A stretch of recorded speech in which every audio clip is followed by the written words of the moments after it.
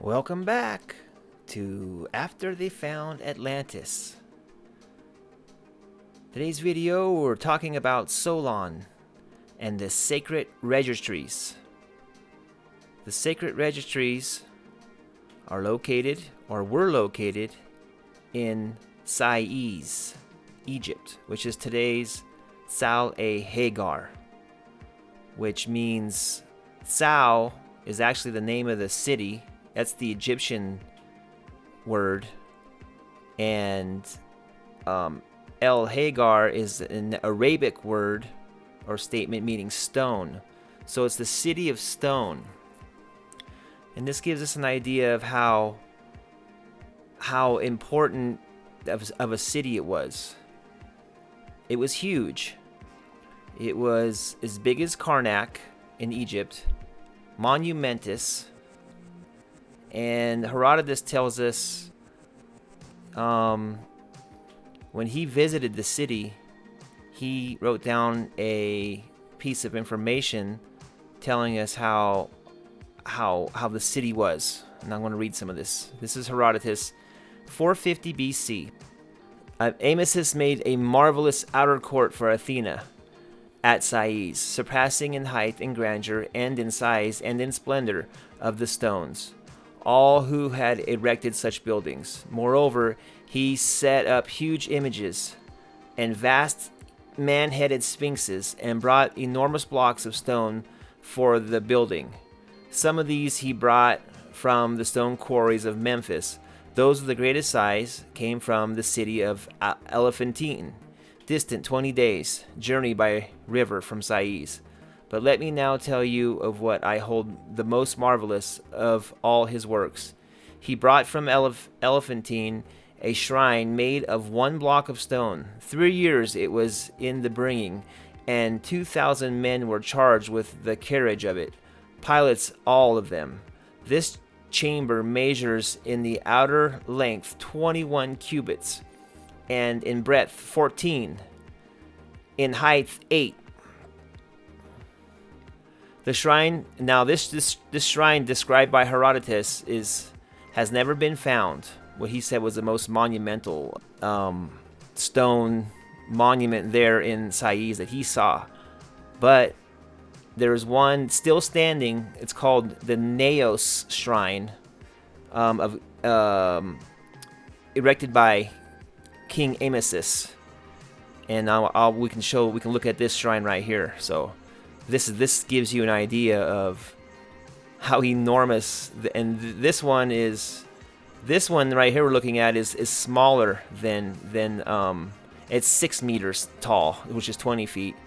The one that was described by Herodotus is 9 meters tall, so that's 30 feet, because it would be 10 feet taller than this thing. So that gives you an idea. So we're checking out Solon, okay, and he came to Egypt in Sais, and this is where he finds all the knowledge of Atlantis.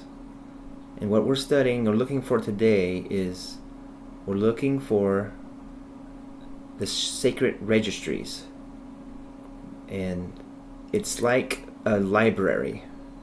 It's a library of knowledge, and Solon was here, and he was getting information from the Egyptian priests that were there. Okay, so let's read this. Solon marveled at his words and earnestly requested the priest to inform him exactly and in order about these former citizens. You are welcome to hear about them, Solon, said the priest, both for your own sake and for that of your city, and above all, for the sake of the goddess, who is the common patron and parent and educator of both our cities. She founded your city 1,000 years before ours, receiving from the earth and Hephaestus the seed of your race, and afterwards she founded ours, of which the constitution is recorded in our sacred registries to be 8,000 years old. As touching your citizens of 9,000 years ago, I will briefly inform you of their laws and of their most famous action. The exact particulars of the whole we will hereafter go through at our leisure in the sacred registries themselves. Well, looking back today, what we wanted to look at is Sais, the city itself, a city for knowledge. They had a group coming out of there circumnavigating Africa in the 26th dynasty, all the way around Africa. They were working on a canal that united the Red Sea to Egypt and through to the Nile. Okay, this massive city was torn apart. They took one chunk of that city, ended up down there in Rosetta, and was in a military fort, a wall that had been created for a military purpose. And one of Napoleon's men years later found that rock, that stone, and it happened to have the code that could decipher all of Egyptian writing, the hieroglyphics. If it wasn't for this stone being found and it was from Sais, that we might not even know how to read the Egyptian writing right now. So yes, Sais was a center of knowledge. It could have very well been a place that this sacred registry, this sacred library that was 8,000 years old by the time Solon got there, 8,000 years of history before him, was documented, even more maybe. He was there in 590 BC. So that was 2,500 years ago. They were still there when he was reading them. So 2,500 years ago, roughly, have gone by since then, and there might be a chance of something, stones existing that we could still find clues.